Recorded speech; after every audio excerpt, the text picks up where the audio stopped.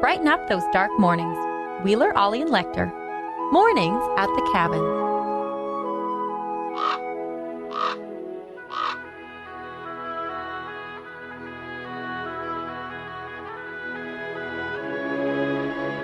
The system just snuck another one in on us. That cheeky system. Welcome to Mornings at the Cabin. Oh, man. More snow for all the shoveling enthusiasts out there, so... Oh, I'm excited for them. You know, they've had a great winter. If there are any shoveling enthusiasts out there that would like an extra shoveling, the back of my truck is full of snow. Turns out I don't really need a truck because there's just snow in it, and I've been ferrying snow for months. Have you considered calling the snow angels? Get them to just dig it out? A little embarrassing, isn't it? Mostly reserved for people who don't possess it within their own power to shovel urgent things like their walkway from their house to the sidewalk. Power or time? You don't have time. We know that. Everyone knows that. Awkward, isn't it? They're awkward. Can you just shovel the back of my truck? Because I'd like to eventually put something in it, just not yet. You could flip down the tailgate, go in reverse as fast as you possibly can, and hit the brakes. Maybe it'll just shoot out the back. Just do that down the middle of Franklin. Right now, you'd be fine. You'd be absolutely fine. And all the shovelers are out there. They're ready to go. Yeah. They'd be like, oh, there's more. Quick. Great. Come on in. Thank goodness you're here. We're almost done. On the plus side, it's only minus 18. Yellowknife. Oh, beautiful morning. Beautiful morning. Happy Wednesday to everybody. High of minus 14 today. That's all right, although I think it's going to snow pretty much all day. So yeah, you take the good with the bad. What can you do? You could shovel it. Mornings at the Cabin, the podcast. Mornings at the Cabin. Buffalo Springfield just doesn't want the music to end, so let's just do that without their will. All right, welcome to Mornings at the Cabin. Jesse Wheeler listening somewhere, snickering away. To himself. It's all falling apart without me. Speaking of Jesse, good to see Betty had a successful surgery and is now recovering comfortably at home by the looks of it.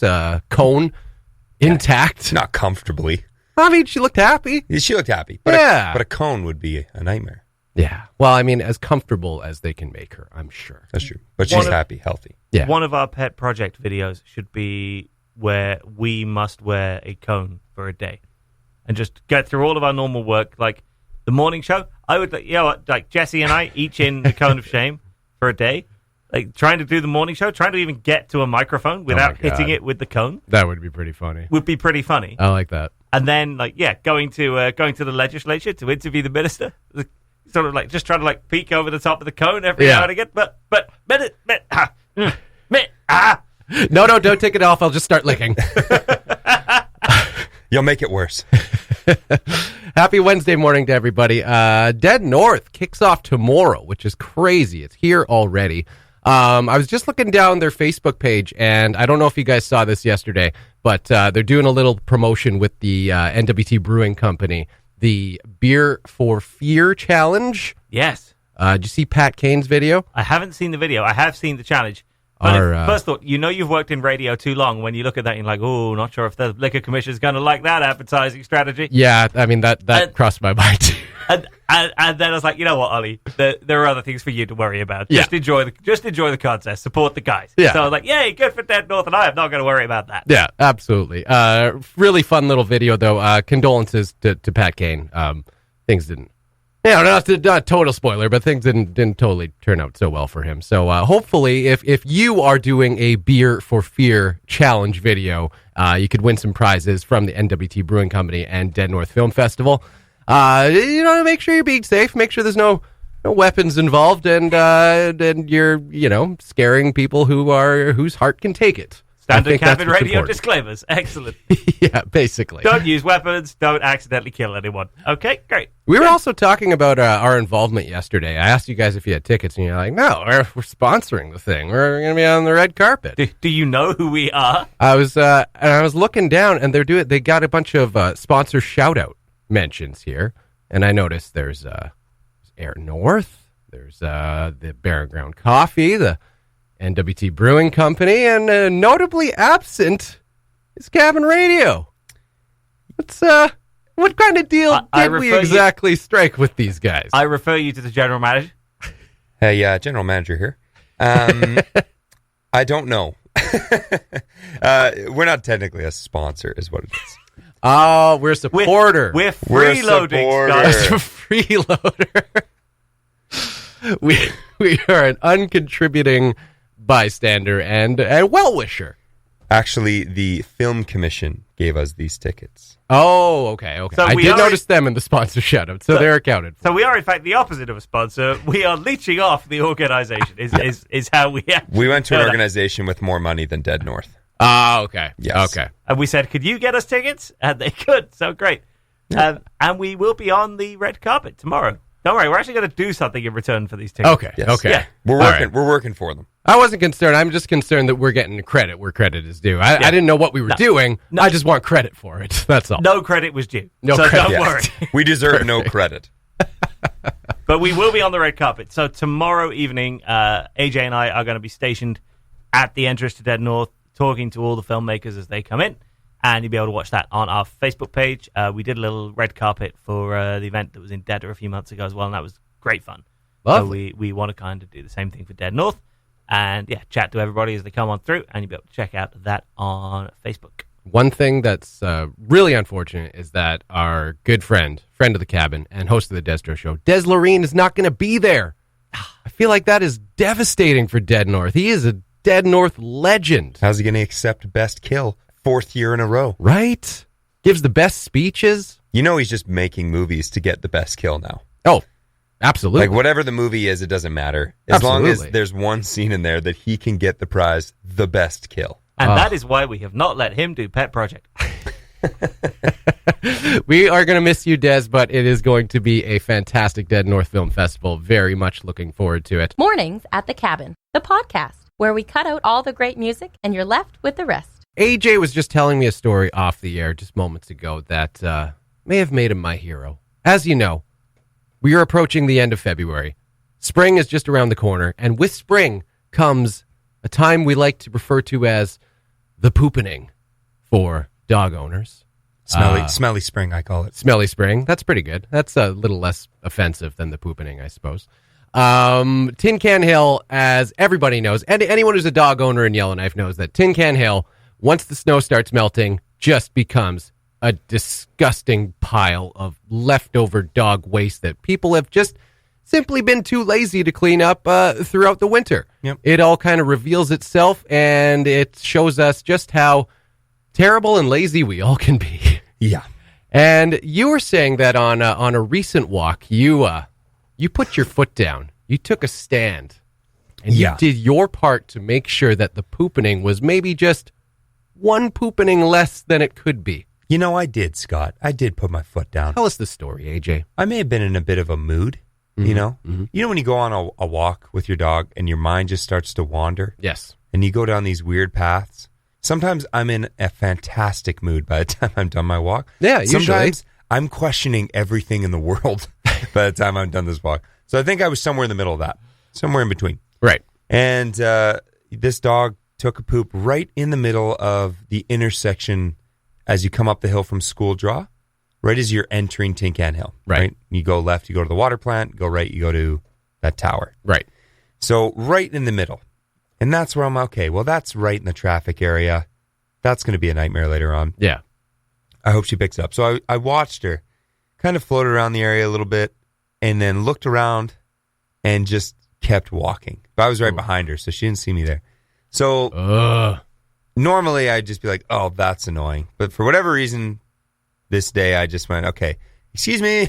Enough is enough. Yeah, You threw on your excuse me. superhero cape. Yep. I flew down, superhero landing, of course. Yep. Said, are you going to pick that up, ma'am? I said it in that tone, like a very It's got superhero really tone. deep. Yeah. You're going to pick that up, ma'am. You're going to pick that up, ma'am? And Like a cop just knocking on her window. You're going to pick that up, ma'am. yeah.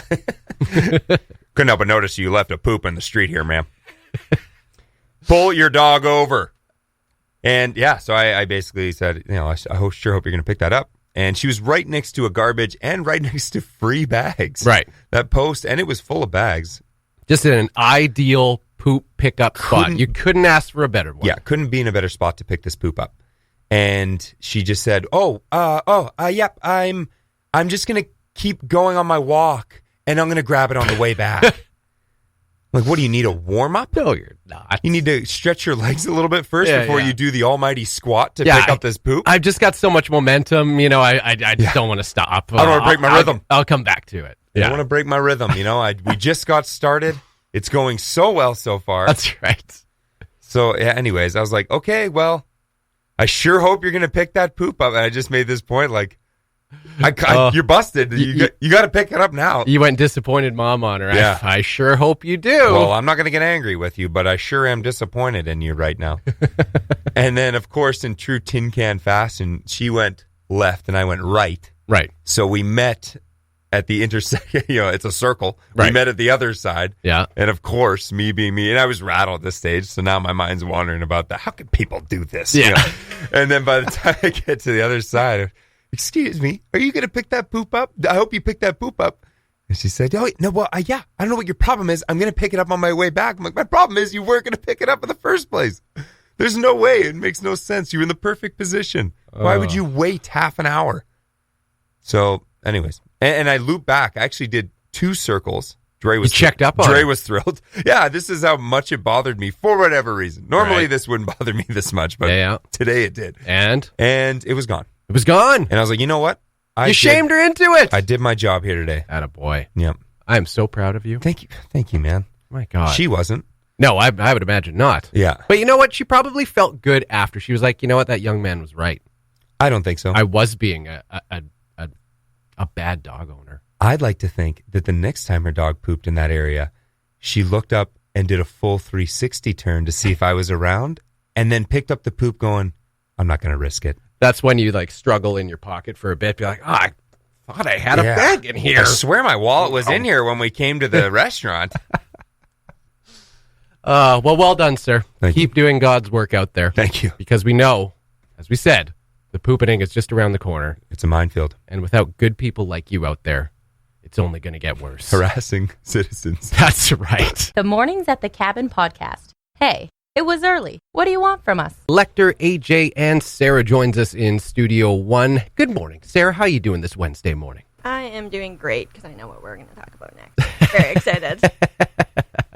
Now, we're going to do a little television review with AJ because we all know that he has, I guess, the second best taste in television here at Cabin Radio. I guess Jesse takes number 1 by default because, he's got a little experience in it. AJ, you probably fall second because you're a seeker. You seek out shows. No, that's not true at all. That's not true? I'm definitely the first last.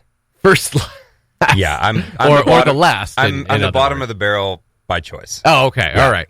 Well, if you remember your days of possibly being unemployed and watching late night television in the late 90s, there was a hit show called Blind Date. And it would just kind of come on when you least expected it. You would watch it. You weren't sure why you were watching it. It was awful television. And then you would get to the end of the show and think, well, I've just wasted a good half hour of my life. Let's watch another episode. AJ, you started watching a new series on Netflix that isn't Blind Date, but basically is Blind Date. Yes, the 2020 version on steroids. So it's called Love is Blind, and there's 2 groups. There's men and women, and I've also noticed it's all heterosexual. Oh, which how is disappointing. Well, which is very rare in this day and age, right? Usually they've got all walks of life, but anyways, all heterosexual. But Netflix nuts. No, not this time. Yeah. We're sticking to the 90s theme here. And so there's a house of men, house of women, and they have these quote unquote pods. So they go in and the idea is you never see this person. It's purely based on personality. Right. So they go into these little rooms and there's just a wall separating them and they can chat to each other. And then this is how they develop, relationships. Right. Okay, well, that seems like an all right premise. Here's the kicker, Scott and Sarah. Mm-hmm. They have to get married within 36 days. They have to. Yeah, this is the whole point. It's like, well, I mean, they can just leave, I guess. Days? But this is... they could not get married. I guess they could just walk away. But the goal is to get married in 36 days. Oh, okay. And this is my favorite thing about all Because these this is shows. a game. Yeah, like The Bachelor and like all these kind of shows. I just watched them. I go, this makes no sense. Right. The Bachelor's the worst one of all of them. There's no way you take a group full of very attractive people and then they all instantly full on love one person and fight over that one person and then get married within, like 40 days or something, like a month? You don't think that's realistic? I don't think it's realistic at all, Scott. Okay. But this one is awesome because I've only watched one episode. No, sorry. One and a half, you said earlier. 1.5 episodes. I gave up at around 10:30 last night and went to bed. There's more of the time. Yeah. That you had to go to sleep. It wasn't the show. But within the Right. first episode, it's about 6 days in length in the show. Okay, yeah. And there was Which one is an eternity. eternity as far as love's concerned. Oh, man. 5 days in, there was a proposal. Oh, my God. There was an engagement within 5 days. Good Lord. And they've never seen this person. And by the end of the episode, they meet, right? Yeah. So they're like, hey, well, now that you're engaged, we'll open the doors and you can see what this person looks like. Right. So, a couple things here. No, there's no way in a million years that you've fallen in love with someone behind a closed door in 5 days and you're fully prepared to spend the rest of your life with this person. You don't think someone's personality can just be that attractive that you just like, I don't even care what they look like? No, I refuse to believe that that's true. Okay. Yeah, Fair I enough. absolutely refuse to believe that's true. And then at the end of the episode, they open the doors. They get to see who the person is. And they're all gorgeous anyway, right? Yeah, but the point of the show is Love is Blind. I'm like, within the It's first literally the title of the show. within the first episode, they see what the person looks like. And they have an opportunity to be like, oh, whoops. But never they're already mind. in love by that point, AJ. Oh my goodness. It's ridiculous. And they're all very attractive. There's a couple people that I would say maybe aren't traditionally attractive. And they do not get a lot of camera time. Huh. They're Imagine that. basically there to converse with the very attractive people Right. in some scenes. Because they have superior speaking skills because they're not attractive. Absolutely. Yes. Okay. Like maybe 40 minutes into I think they're about an hour long. They must be. About 45 minutes into the first episode, I went, who is this guy? Has he been here the whole time? Who invited him? Who is Rory? And Who's that Uggo? And another half an episode later, still haven't seen Rory. Have no idea who this guy is. What He's happened in to the house. Rory? He's looking for love. No idea who he is or what he's doing there. I'm assuming he's part of the show. Yeah, it's awesome. If you like absolute garbage television that has a premise that makes no sense and is almost infuriating, that's your show. Okay. What do you give it out of 10? I give it a 34 out of 10 34 out of 10. because Unbelievable. Jessica will not let go of the fact that she's 34 and Mark is 24. Ugh. Oh, how do you get over that? What's a 10-year age difference with a wall in between you, right? Sounds like she's going for Barnett anyway, so Oh, we'll okay. see. All right. Well, stay tuned and keep us informed because this is a hit show. Everybody's talking about it, and I want to hear your continuing impressions of what's it again? Love is Blind. Love is Blind. Oh, what a great sounding television show. I can't wait to watch it. It's on Netflix. It's on Netflix. Yeah, it's clearly a low budget show, except for the set. They went all out on the set, but it's clearly very low budget. Well, love shouldn't cost a thing, right? So that's beautiful. Thank you, AJ, for that.